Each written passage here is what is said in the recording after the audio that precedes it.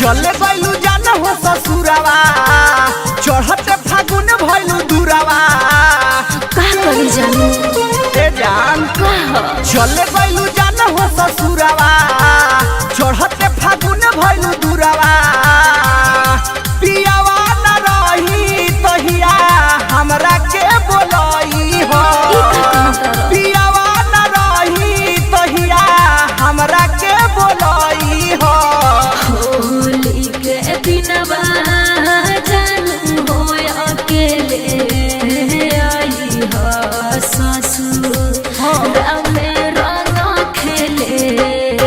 आई हो बिरिया पाकिट में ले आई हो ठीक है कहता रे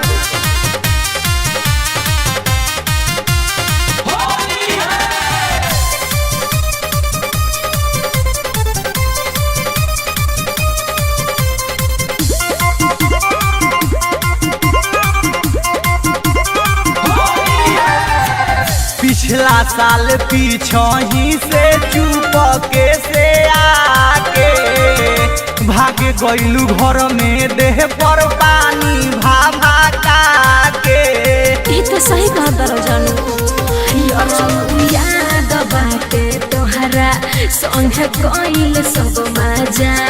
एही से देखे खातिर तोहके हमर तरस गइल बा पियावा के प्यार पाके हमके जन भुलाई हो पियावा के प्यार पाके हमके जन भुलाई हो होली के दिनवा जानू हो अकेले आई हो ससुर रामे रंग खेले आई हो बिरिया पाकिट में ले आई हो ठीक बाजूरो में ले ले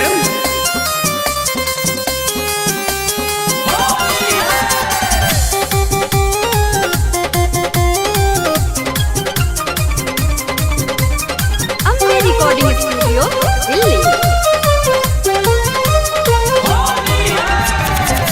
असोई हवा नई खूजान सब सुना सुना सब्र करे लागी कइजा रवि के दिल पर छुरी अब की दिहलू दागी ऐसे मत बोला हम तो बानी मजबूर हरदम धड़कता जिया बाकी सबर कर निर्मल युग से परदेसी पिया वादा करार कके मुंह पर न जाई ऐसा नहीं हो सकेला वादा करार कके मुंह पर न जाई हो होली के दिनवा जानू हो अकेले आई हो ससुर रामे रंग खेले आई हो बिरिया पाकिट में ले आई हो चले गइलू जान हो ससुरावा चढ़ते फागुन भइलू दूरावा पियावा न रही तहिया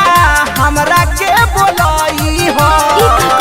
पियावा न रही तहिया हमरा के बोलई हो होली के दिनवा